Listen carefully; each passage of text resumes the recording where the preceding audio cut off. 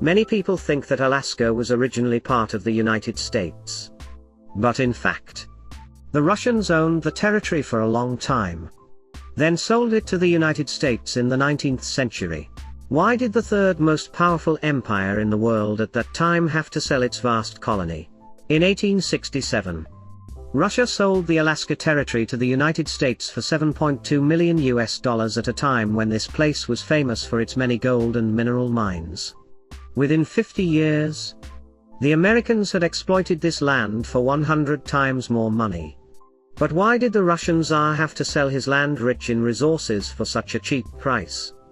A land of 1.5 million square kilometers. Some researchers believe that the first Russian settlement in Alaska was founded in the 17th century. Its original name was Alaxark in the native language. And then Russian explorers changed it to Alaska. In 1648, several ships of the Russian explorer Semyon Denisov were washed ashore in Alaska by a storm. And the survivors landed and established a settlement there. In 1725, Tsar Peter the Great commissioned explorer Vitus Bering to explore the coast of Alaska. As Russian merchants were very interested in walrus tusks, sea otter and seal skins here. However, few Russians were interested in settling this new territory, which had no resources. In the 19th century, Russian Alaska was a center of international trade. In the capital city of Novoarkhangelsk, now Sitka, merchants traded goods such as textiles, tea from China, and even ice to the southern United States. Since there were no refrigerators at that time, shipyards were busy, and mines were busy. There were already known gold mines in the area, and selling this rich land would have been foolish. Russian merchants came to Alaska to hunt for walrus tusks, which were as expensive as elephant tusks and sea otter skins. A valuable commodity supplied by the Alaska natives. Trade was promoted by the Russian-American Company, RAC, which controlled all the mines in Alaska and enjoyed many exclusive privileges from the Russian imperial government. The imperial family not only collected huge taxes from the company, but also owned a large part of the IC's shares. The administrative power in Alaska was held by the talented merchant Alexander Baronev. He built schools and factories, taught the natives to grow potatoes and rhubarb targa, built shipyards and forts, and expanded the sea otter trade. Under Baronev, IC prospered, with annual profits increasing by more than 1.000%.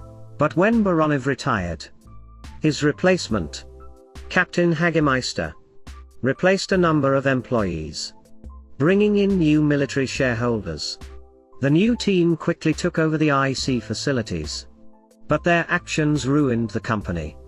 IC executives cut the price of sea otter pelts in half. As a result, over the next 20 years, the native Eskimos and Aleuts had almost completely exterminated the sea otters, depleting Alaska's most profitable source of income. The natives revolted, and the Russians fired from their warships, destroying their coastal villages. IC began to look for other sources of income, such as tea and ice. But business became increasingly difficult even with a government subsidy of 200.000 rubles a year. When the Crimean War broke out, Britain, France, and Turkey all turned against Russia. Moscow could no longer subsidize or protect Alaska, and the sea routes through it were gradually controlled by Allied ships. Even Alaska's famous gold mining industry declined, and there were concerns that the British might blockade Alaska, forcing the Russians to leave empty-handed. Tensions between Moscow and London increased, while relations with the American authorities were warmer than ever. Both sides thought of the idea of buying Alaska almost simultaneously. So on behalf of the Tsar, the Russian envoy to Washington, Baron Eduard de Stokel, opened negotiations with the U.S. Secretary of State William Seward about the deal. While the authorities were negotiating, public opinion in both countries was against such a deal. How can we give away the land on which we have spent so much time and effort to develop? The land where the telegraph was delivered, where gold was discovered. Russian newspapers asked, why do the Americans need this icebox along with 50,000 wild Eskimos who eat fish oil for breakfast? The American press also raised the issue. Even the US Congress did not approve the sale. There were two powers that Russia had in mind when it came to offering this land. The first candidate was the United Kingdom.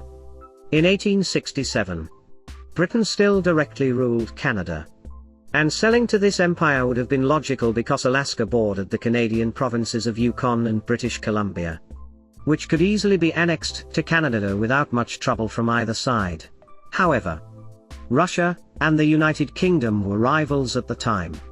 During the Crimean War, Britain was one of the first countries to try to stop Russian expansion, supported the Ottoman Empire, and sided with the Allies. Therefore, it was impossible for Britain to control land so close to Russia. On the other hand, even if the two empires were not rivals, the United Kingdom did not want to seek more territory in the Pacific. Canada was already difficult enough to govern due to its size.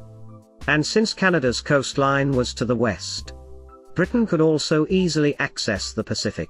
There was only one other option for selling Alaska, the United States. Russia and the United States were allies at the time. A relationship that was further strengthened by both countries' dislike of the British Empire.